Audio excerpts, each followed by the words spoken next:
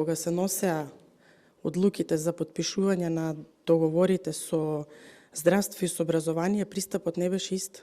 Затоа што просечната плата во образование беше на најниско можно ниво и срам за државата. И тоа беше нешто што беше заборавено од претходната влада, ама во меѓувреме сите што имаме деца ги критикуваме наставниците и професорите. И се тргна од таму. И ако имате ограничен буџет, ви одите првин да ги решавате проблемите таму каде што некој спиел со години наназад. Кога разговаравме со здравство, сосем поразличен беше пристапот затоа што просечната плата пак во здравство беше многу повисока отколку во образование.